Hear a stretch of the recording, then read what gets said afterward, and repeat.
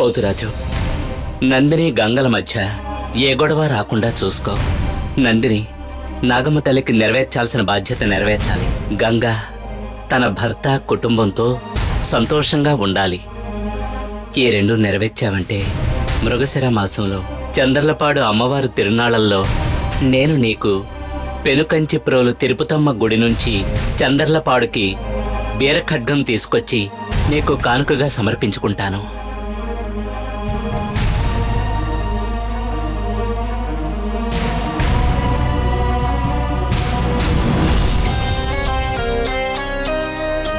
పోతురాజు,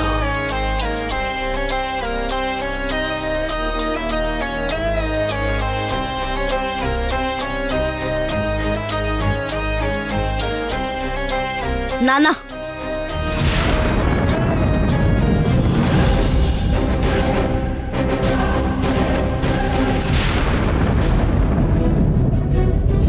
రామ్మా గంగ. నువ్వు వస్తావని నేను అనుకోలేదు. ఇప్పుడే చంద్రలపాడు పోతురాజుకి ప్రార్థన చేశాను. సమయానికి నువ్వే ఇక్కడికొచ్చావు. నందిని నిన్ను కలిసి కాలచక్రాన్ని ఇవ్వమన్నట్లుగా నాకు చెప్పింది. నందిని మీదున్న ప్రేమతో నువ్వు కాలచక్రాన్ని తీసుకొచ్చావనుకుంటున్నాను.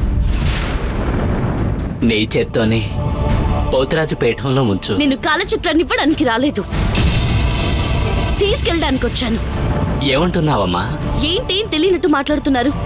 మీ దగ్గరున్న ఒక కాలచక్రం ద్వారా రూపం మార్చుకునే విద్య మూలంగా దేవసేన రూపంలా మార్చుకుని వచ్చి నా దగ్గరున్న కాలచక్రాన్ని తీసుకొచ్చారని తెలుసుకుని అడగడానికి వచ్చాను. నేను నందినికి మళ్ళీ మారి ఇక్కడున్న కాలచక్రాన్ని తీసుకుపోతే మీరు దేవసేన రూపంలో అక్కడున్న కాలచక్రాన్ని ఇక్కడికి తీసుకొచ్చారు. నీ దగ్గరున్న కాలచక్రాన్ని నేను తీసుకొచ్చానా? ఏమంటున్నావు? లేదని చెప్పకండి. నందిని కాలచక్రానికి నా దగ్గర గడువు పెట్టి వెళ్ళినందువల్ల తను తీసుకెళ్లాల్సిన అవసరమే లేదు. నాగమ్మ తల్లికి కాలచక్రాన్ని సమర్పించాల్సిన బాధ్యత ఉన్నందువల్ల మీరే కాలచక్రాన్ని తీసుకొచ్చారు. నన్ను నందినిని ఒకే విధంగా చూడాల్సిన మీరే నందినిని ఎక్కువగా చూస్తున్నారు, నన్ను తక్కువగా చూస్తున్నారు. నేను నిన్ను నందిని ఒకే విధంగా చూస్తూ నీకు నందినికి ఉన్న గొడవని చంద్రలపాడు పోతురాజుకు వదిలి ప్రార్థన చేస్తున్నాను. నాకు నందిని ఒక కన్నైతే నువ్వు రెండో కన్నమ్మా. ఒకరి కోసం మరొకరికి కష్టాన్ని కలిగించేంతగా నేను మనసు లేనివాణ్ణి కాదు. మాట వరుసకి మీరు నేను నందిని సమానమని చెప్పొచ్చు, కానీ నాకన్నా మీరు నందినికి ఎక్కువ ప్రాధాన్యత ఇస్తున్నారు. ఎందుకంటే నందిని మీతో పాటే ఉంటుంది. మీరెలా చంద్రలపాటి పోతురాజు కోసం బతుకుతున్నారు, అదేవిధంగా నందిని నాగమ్మ కోసం బతుకుతుంది.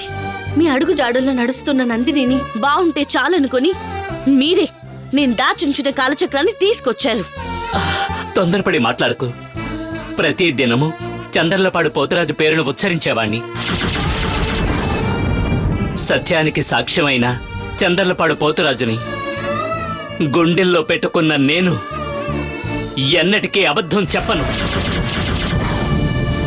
నేను చెప్పే దినము. మిమ్మల్ని అనుకుని లాభం లేదు.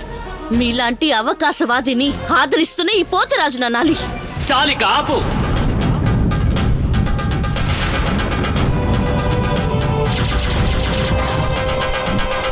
మన కుటుంబ సమస్యలోకి పోతురాజును తీసుకురావద్దు.